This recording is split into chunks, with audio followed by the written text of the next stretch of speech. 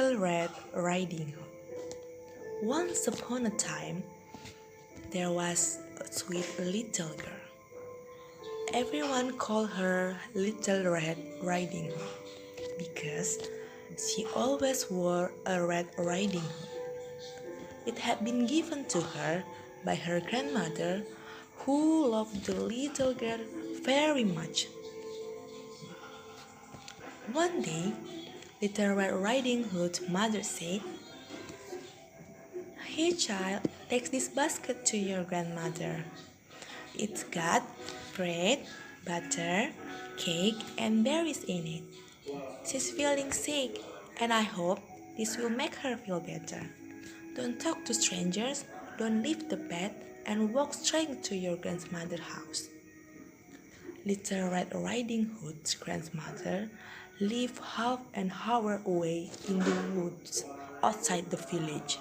So, Little Red Riding Hood set off. The girl had just entered the woods when a wolf came out of the trees. She wasn't scared because she didn't know wolves are dangerous. "Good day, Little Red Riding Hood," the wolf greeted her. "Good day, Mr. Wolf," the girl replied. "Where are you going?" he asked. I'm going to visit my grandmother because she isn't feeling very well," Little Red Riding Hood replied. "What do you have in the basket?" asked the wolf.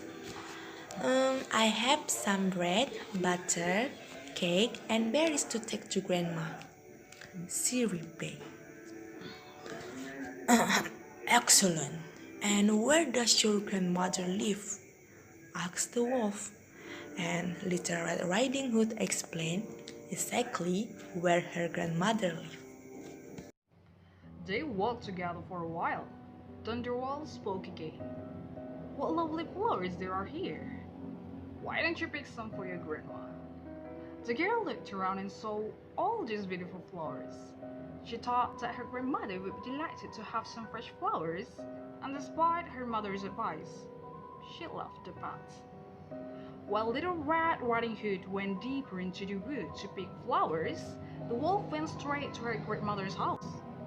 He knocked on the door and heard a voice inside. "Who is it?" "It's me, Little Red Riding Hood. I've brought you bread, butter, cake, and berries," the wolf said in his guy's voice. "How lovely. Give the door a big push and come in. I don't have the strength to come and open it."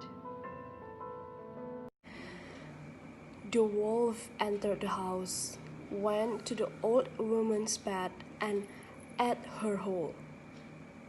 Then he put her clothes on and slipped into her bed. When Little Red Riding Hood arrived at her grandmother's house, she noticed that the door was open. The girl went in and went into the bedroom.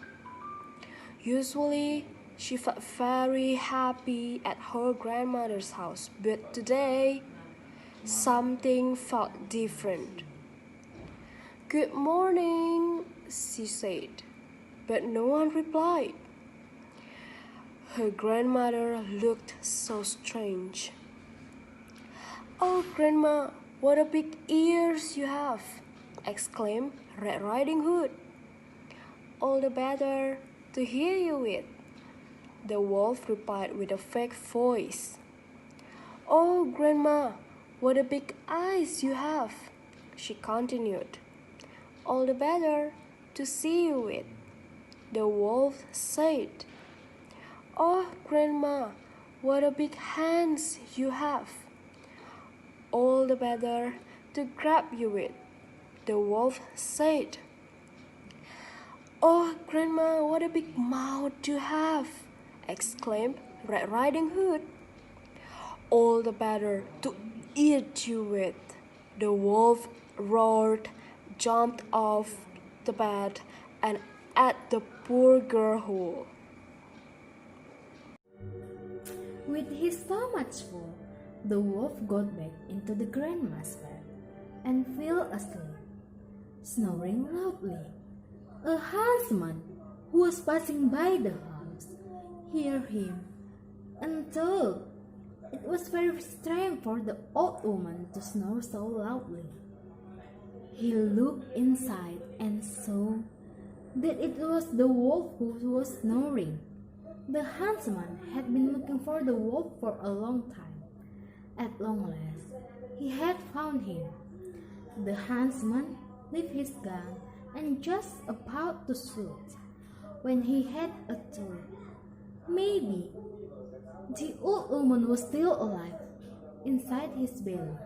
So the man took a pair of scissors and cut open his belly. He saw a red hood popping out, and then Little Riding Hood jumped out. The huntsman cut a bit more, and the grandmother came out too. Little Red Riding Hood gathered some stones, and they filled the wolf's belly with them. When he woke up, he was scared and tried to run away, but the stones were so heavy that he fell down dead. The three ate some cake, happy in the knowledge that the wolf was not going to be a danger anymore. Little Red Riding Hood decided never to leave the path again and to listen more carefully to what her mother thought.